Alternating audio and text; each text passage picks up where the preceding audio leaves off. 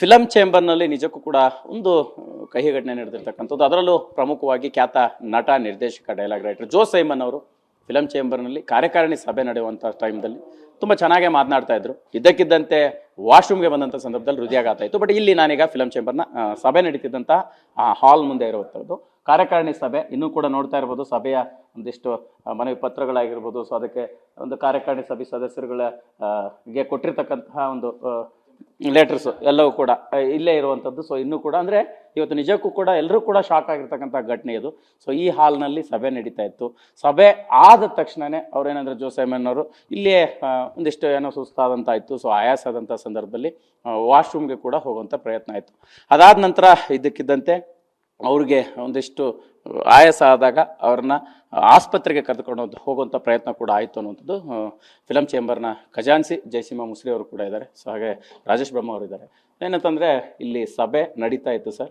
ಇದ್ದಕ್ಕಿದ್ದಂತೆ ಇಂಥದ್ದೊಂದು ಕಹಿ ಘಟನೆ ನಡೆಯುತ್ತಂತೆ ಯಾರು ಕೂಡ ಊಹಿಸಿರಲಿಲ್ಲ ಇದೇ ಸ್ಥಳದಲ್ಲಿ ಅನ್ನುವಂಥದ್ದು. ಸೊ ಇನ್ನೊಂದ್ಸರಿ ಸ್ಥಳ ತೋರಿಸ್ಬಿಡ್ತೀನಿ.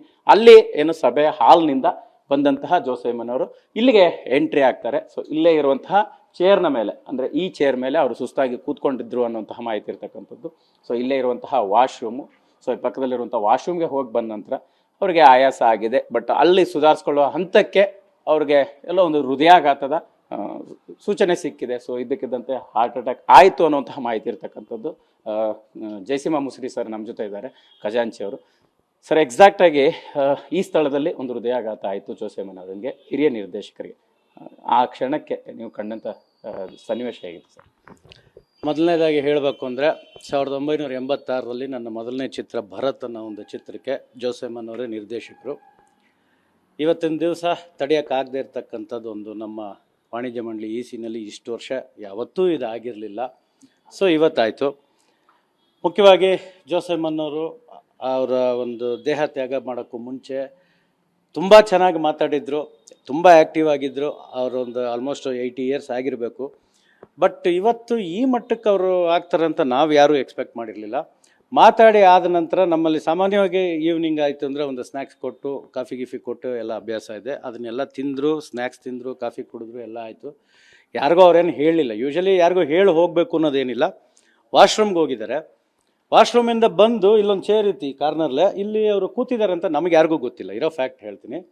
ನಮ್ಮ ಇನ್ನೊಬ್ಬರು EC ಮೆಂಬರ್ ಆದಂಥ ಅಂಚೆಹಳ್ಳಿ ಶಿವಕುಮಾರ್ ಅವರು ಮೀಟಿಂಗ್ ಅವರು ಕೈದೊಳ್ಳೆ ಯಾಕೋ ವಾಶ್ರೂಮ್ಗೆ ಹೋಗಿ ಬಂದಿದ್ದಾರೆ.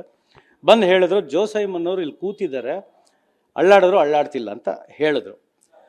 ಸೊ ಅವಾಗ ನಾವು ಎಂಟೈರ್ ಮೀಟಿಂಗ್ನ ಕ್ಲೋಸ್ ಮಾಡಿ ಇಲ್ಲಿ ಬಂದು ಇಮ್ಮಿಡಿಯೇಟಾಗಿ ನಾವು ಮಲ್ಲಿಗೆ ಹಾಸ್ಪಿಟ್ಲಿಗೆ ಕರ್ಕೊಂಡು ಹೋದ್ವಿ. ಮಲ್ಲಿಗೆ ಹಾಸ್ಪಿಟ್ಲಲ್ಲಿ ಅವ್ರು ಏನೋ ಟ್ರೀಟ್ಮೆಂಟ್ ಮಾಡಿದ್ದೀವಿ ಅಂತ ಹೇಳಿದ್ರು. ಆಮೇಲೆ ಡಿಕ್ಲೇರ್ ಮಾಡಿದ್ರು ಹಿ ಈಸ್ ಪಾಸ್ಟ್ ಅವೇ ಅಂತ. ಇದು ಇಷ್ಟು ನಡೆದಿರೋದು 4:15 to 5 ಗಂಟೆ ಒಳಗಡೆ ಸರ್. ಅಂದರೆ ಊಹಿಸೋಕ್ಕೂ ಕೂಡ ಆಗಿರಲಿಲ್ಲ. ಎಲ್ಲವೂ ಆರಾಮಾಗಿದ್ರು, ಜೊತೆ ಬೆಳಗ್ಗೆ ಮಾತಾಡ್ತಿದ್ರು. ಕಾರ್ಯಕಾರಿಣಿ ಸಭೆಯಲ್ಲಿ ಏನು ಮಾತಾಡಿದ್ರು ಸರ್? ಕೊನೆಯದಾಗ ಏನಾದ್ರು ಹೇಳಿದ್ರ ಹೇಗೆ? ಏನಿಲ್ಲ, ನಾವು ಈಗ ಹಿಂದೆ ನಾನು ಖಜಾಂಚಿ ಆಗಿದ್ದಾಗಲೇ ಸಿನಿ 90 ಅಂತ ಒಂದು ಕಾರ್ಯಕ್ರಮ ಮಾಡಿದ್ವಿ. ಅಂದರೆ ಚಿತ್ರರಂಗ ಹುಟ್ಟಿ ವಾಕ್ ಚಿತ್ರ ಹುಟ್ಟಿ, ಚಿತ್ರರಂಗ ಅದಕ್ಕೆ ಮುಂಚೆ ಹುಟ್ಟಿದೆ.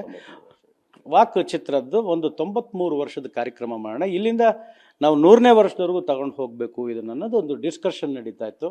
ಜೋ ಸೈಮನ್ ಅವರು ಒಂದು ಒಳ್ಳೆ ಸಜೆಷನ್ ಕೊಟ್ಟರು.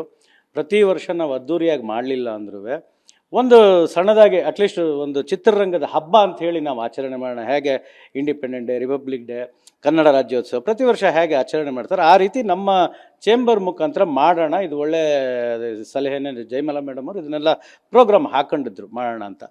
ತುಂಬ ಅದ್ದೂರಿಯಾಗಿ ಮಾಡೋ ಬದಲು ಅಡಕವಾಗಾರು ಮಾಡಿಕೊಂಡು 100 ವರ್ಷಕ್ಕೆ ತಲುಪೋದಕ್ಕೆ ಸರಿ ಹೋಗುತ್ತೆ. ಅಂದರೆ ನಮಗೆ 100 ಇಯರ್ಸ್ ಒಂದು ಬಿಲ್ಡಿಂಗ್ ಮಾಡಬೇಕು ಅನ್ನೋದು ಒಂದು ಆಸೆ ಇದೆ. ಸೊ ಚೆನ್ನಾಗಿದೆ ಅಂತ ಹೇಳಿದರೆ ಅಷ್ಟೊತ್ತಿಗೆ ಸ್ನ್ಯಾಕ್ಸ್ ಬಂತು. ಎಲ್ಲರೂ ತಿಂತಾನೆ ನಾವು ಮಾತಾಡ್ತಾ ಇದ್ವಿ. ಇದಿಷ್ಟೇ ಆಗಿರೋದು. ಇಷ್ಟರಲ್ಲಿ ಇಷ್ಟು ನಡೆದೋಯ್ತು. Thank you. ಎಸ್, ಇದಿಷ್ಟು ಫಿಲಂ ಚೇಂಬರ್ನ ಖಜಾಂಚಿ ಜಯಸಿಂಹ ಮುಸ್ರಿ ಅವರ ಮಾತಾಗಿರ್ತಕ್ಕಂಥದ್ದು. ಅಂದರೆ ಇಡೀ ಘಟನೆ ಹೇಗೆ ನಡೀತು ಅನ್ನೋದನ್ನು TV9 ಜೊತೆ ಮಾತನಾಡಿರ್ತಕ್ಕಂಥದ್ದು. ಕ್ಯಾಮ್ರಾ ಪರ್ಸನ್ ಗಿರೀಶ್ ಜೊತೆ ಮಾಲ್ತೇಶ್ ಜಗ್ಗೀಡ್, TV9 ಬೆಂಗಳೂರು.